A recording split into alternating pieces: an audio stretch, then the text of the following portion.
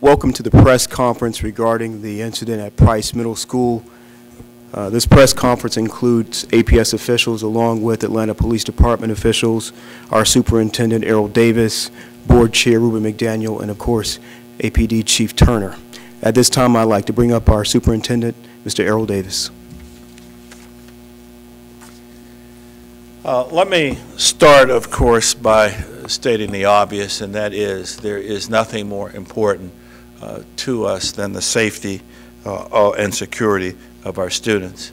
As you are aware, at approximately 1:50 p.m., a male Price Middle School student was injured by gunfire on the Price Middle School campus. That student was transported to Grady Hospital. He is conscious and talking according to information we have received from the family, not from medical authorities, but from the family. There is an expectation that he will be released this evening, and if that is true, we're all certainly happy to hear that. APD and APS immediately went to the school and secured the campus. A student suspect was taken into custody on campus. The incident was contained immediately by the assigned resource officer on campus. In fact, it was the resource officer who disarmed the student. Because of the nature of the emergency, we moved into our standard emergency procedures and implemented a hard lockdown at the school and alerted parents of the emergency. This was a coordinated safety and security effort between APD and our own officers. We took additional time in releasing the students to ensure that all safety and security procedures were followed. We certainly understand that we can never release the students as quickly as the parents would like to see them released. But again, we want to make sure that all of our safety and security procedures were followed. And let me stop again by noting that there is nothing more important to us than the safety and security of our students. And so let me stop at this point and take any questions that you may have. I certainly will defer comments on police procedures to Chief Turner. So if there are comments, please. Ladies first. You know.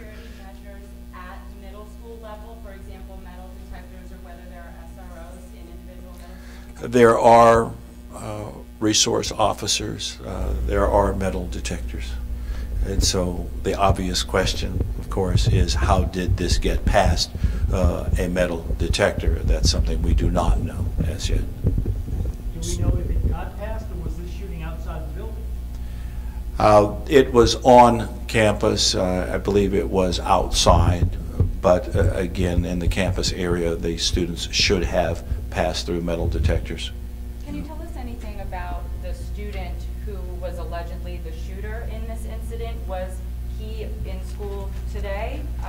Was there an altercation between these two students? We do not have all of the details yet on that. I cannot really address that. Do we know if he's a student at that school? Yes, yes. Can you tell us more about the resource officer and his role in this? You say it's him who really resolved this. Is he armed? How did he go about this? Let me ask Chief Turner if he wants to add something to that. I'm not an expert on disarming people. No, what I was asking is, was the resource officer armed? Yes. Okay. But yeah, you could tell us a little bit more about what he did in this situation. Thank you. Chief Turner, the Atlanta Police Department. What I understand is that the school resource officer actually is an off-duty Atlanta police officer that worked the location. Obviously, our officers are armed in the schools, and I do understand that that particular officer was able to subdue the individual and have him to drop his weapon, and he was able to take him into custody at the time of the incident. So the student didn't surrender, he had to be subdued. He was taken into custody at the time of the incident. He did not leave the location.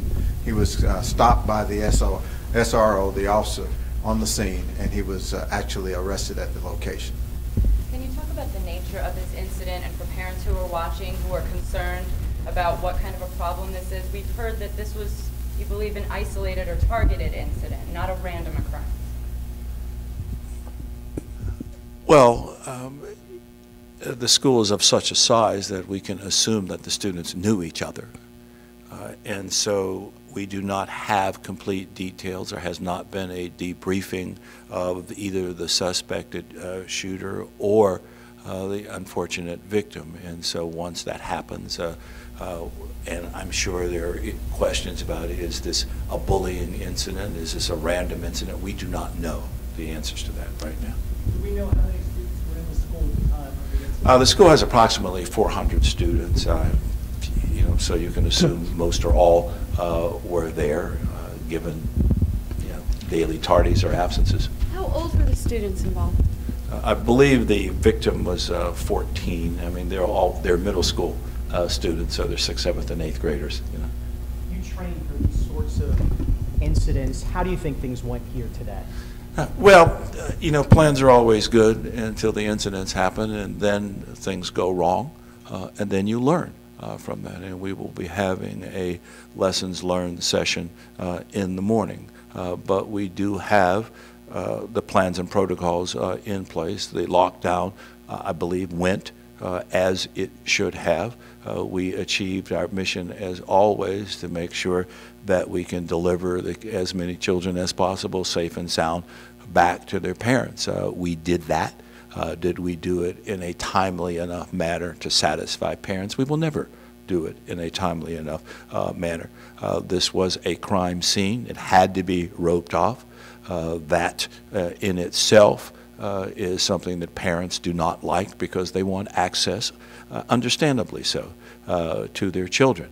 We cannot tell from the beginning of the incident whether there are more involved, and so the school has to be swept very meticulously. That does take time. That did take place.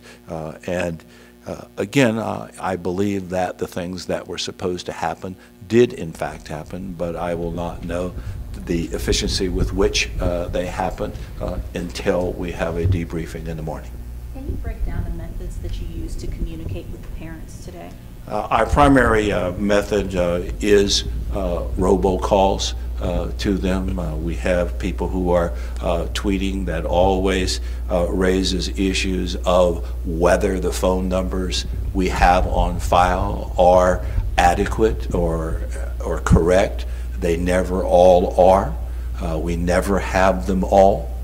And again, we have to communicate with the processes and procedures that we have, and the tools at our disposal. Do we have an age on the suspects, sir? Again, they're middle school students, so you can assume they're of normal middle school age, 14, 15. Do you know the grade?